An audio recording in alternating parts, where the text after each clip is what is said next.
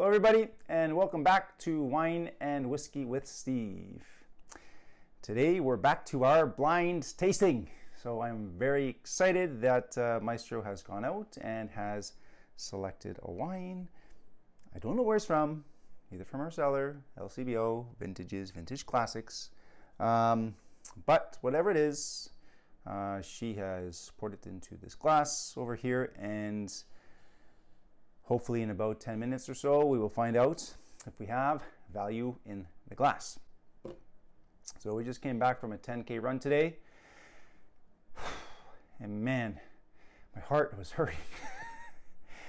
My heart was hurting today. I think I was going through some caloric deficit, but I think it is kind of intentional because tomorrow we're going for a nice wine club member dinner at Creekside Winery on the Niagara Escarpment. So I think that we're both trying to put our bodies into some type of caloric deficit so that we can go enjoy some food and wine guilt-free. So that being said, I think Maestro is feeling a bit sorry for me today, and she has poured only one glass as opposed to 4 glasses or 6 glasses. So take care of the heart, take care of the liver. And that being said, we only have one liver, so let's hope that we have value in the glass and we're not trashing my liver. So this guy looks to be like a nice red wine.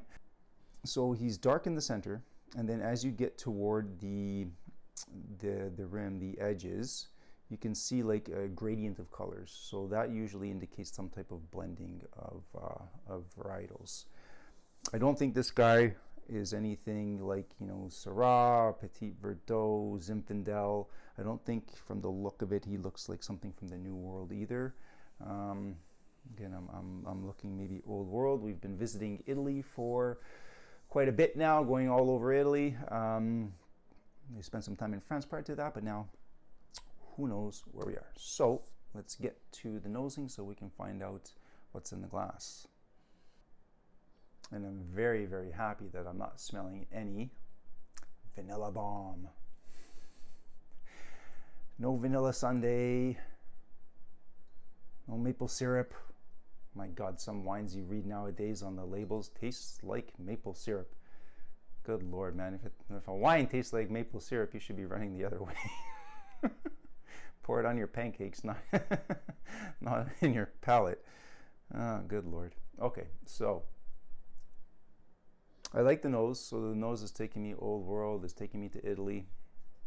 It's got nice legs on there, so, good wood, high alcohol and volume. My hands are so tired from running. I can barely hold the glass. I need calories. Do you want to give me any hints, Maestro? Is there any theme? Any theme? Do any of these wines have anything in common? Oh, no, honestly, like my hand is tired. Glucose. Yes, just made some bread because on the weekend going to visit my my sister, brother-in-law, niece, nephews. I'm gonna bring a loaf of bread. The bread maker. Bread, cheese, wine, charcuterie. Ooh, this is gonna be a good charcuterie wine. You know what? Did I just get roses, tar and roses? But this doesn't have the color. Again, we've been through this before with other Italian wines. This does not have the color of Barolo or Barbaresco.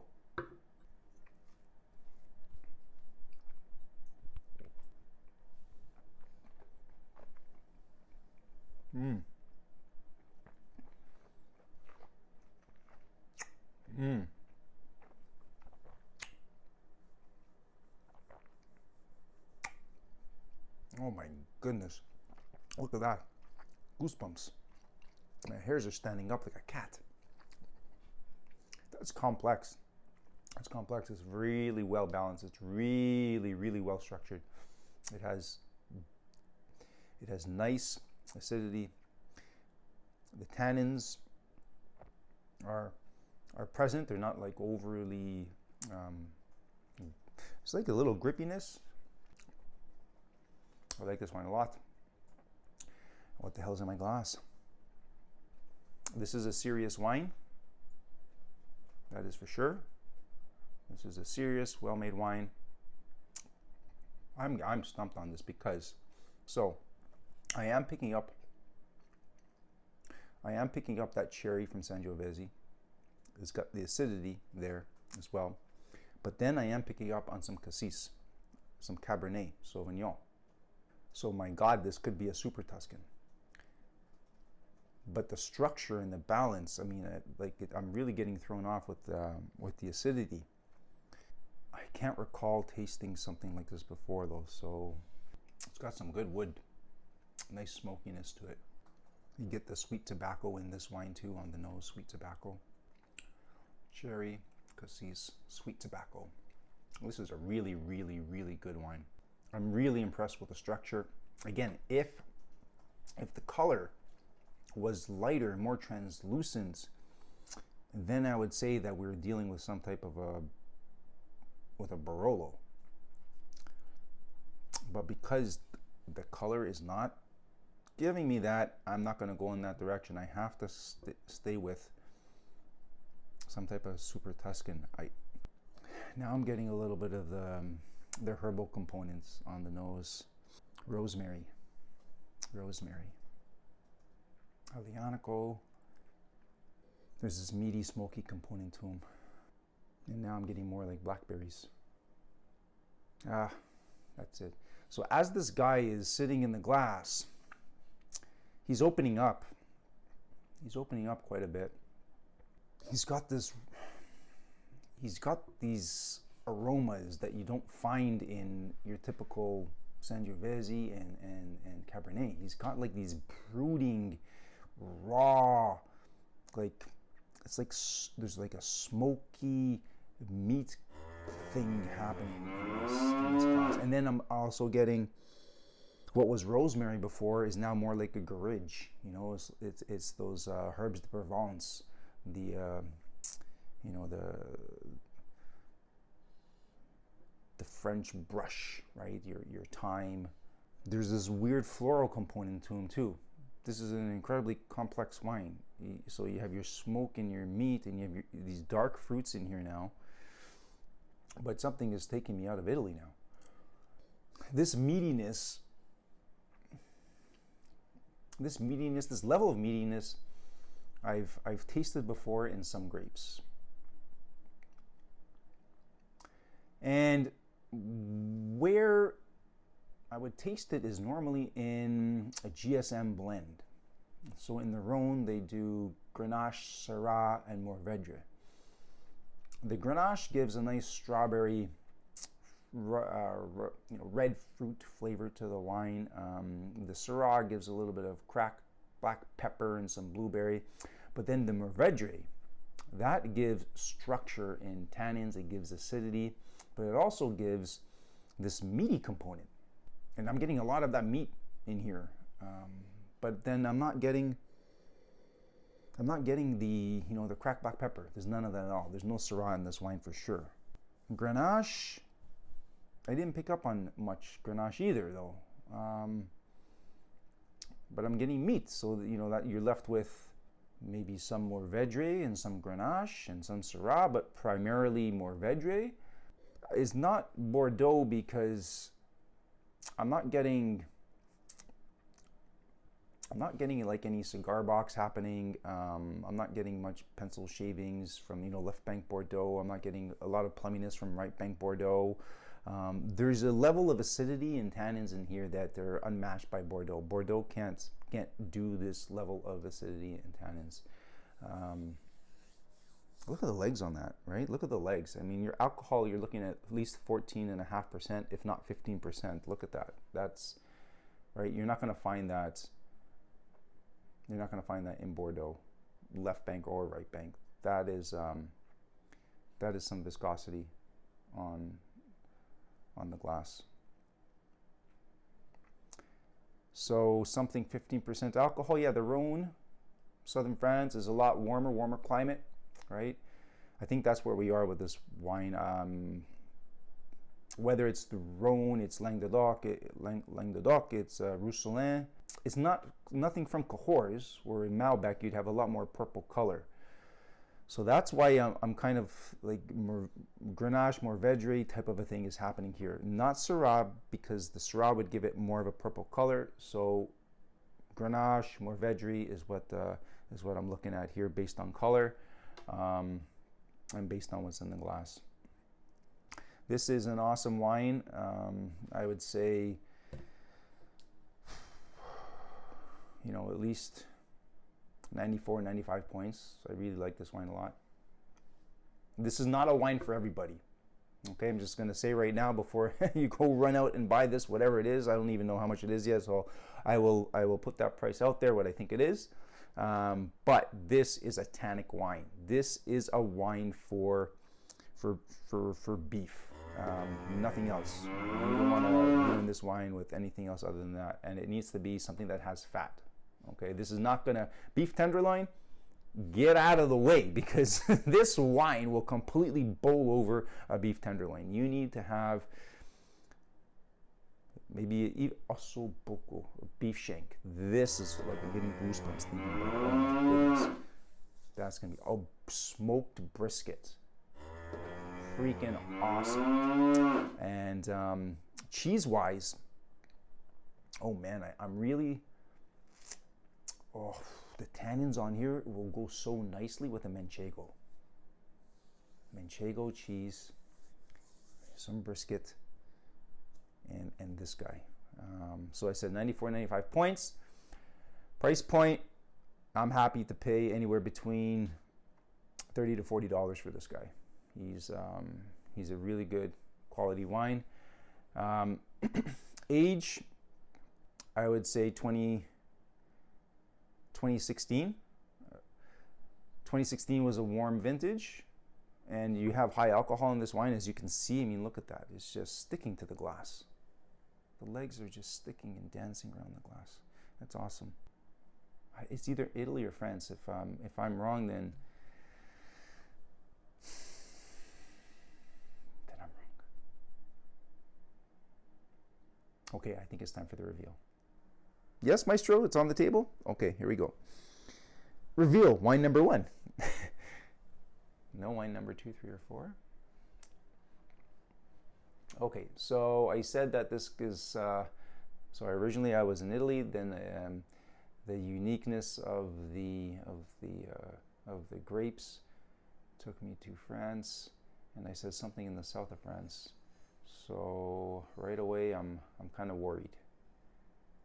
I'm kind of worried because this is not the classic bottle shape that you would get in the south of France. So in the Rhone, Languedoc, Roussillon, shoot. Normally they have, you know, the sloping shoulders, not the high shoulders that you have like in your Bordeaux style. You have the sloping shoulders and in the nice big body, big bum, whatever you want to call it. This does have a deep punt, like I'm sticking my fingers up and it's going deep in. So this is and it's a heavy bottle, it's thick glass. So this is well, the winemaker spent a lot of money on the bottle. Hopefully he had some intention when he was doing that. Hopefully this is a wine that can be aged, not just a wine that can be used as a what's it called? A book stand. Not that we use books anymore nowadays. Well, maybe some people read books, but whatever. Yeah, I could use this to work out. This is a heavy bottle. Okay, so I'm kind of worried because this doesn't feel like a Rhone bottle. 3, 2, 1.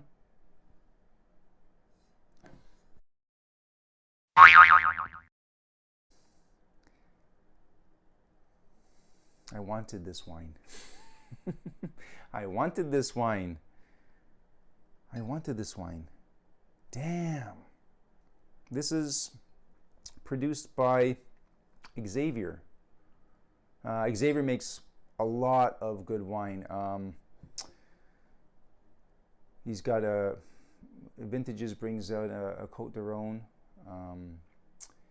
He has a very nice Chateauneuf de Pape Cuvée Anonymé. Maestro and I cracked that for New Year's once. I believe it was a 2009 vintage. Extraordinarily well made, very well structured wine. I think it went for about $60 or $70. Actually, $55 at the time. Now I believe it's up to about $70, $75. But I've never tried this guy before. I've never tried this before, and I've always wanted to try this guy. But, you know, there's only so many wines that you can try. Arcane, the 15th. Le Diable. So, and that's as much information as I can give you about this guy. Because on the back, he doesn't say what grapes are in it. He is 2015. That's why I said 2016. Both were good vintages. And the alcohol, look at that. Look at that big boy, 15%. So the legs don't lie. Legs don't lie, 15%. Now, this is not from Bordeaux, obviously, because, you know, there's no indication of that. So this has to be somewhere from the south of France.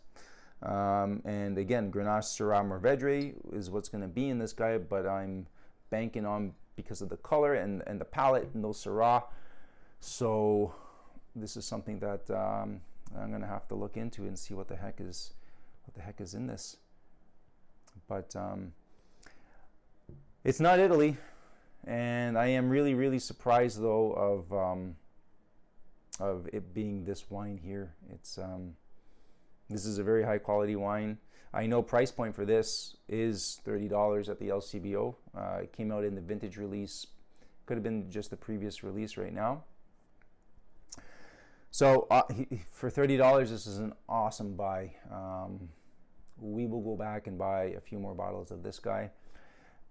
He can easily sell her for another decade. No problem. You can lay this guy down and he's good to go. Or you can open him now and you can enjoy him with a nice fatty beef and nice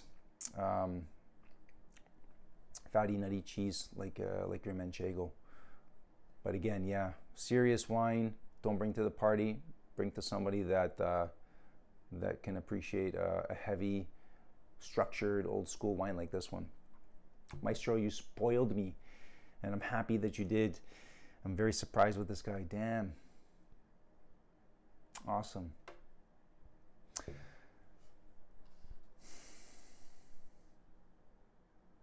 So, everybody, we definitely found value in the glass today, so I can raise my glass with confidence, knowing that what I'm putting into my palates and into my stomach and ultimately through my liver is of high quality.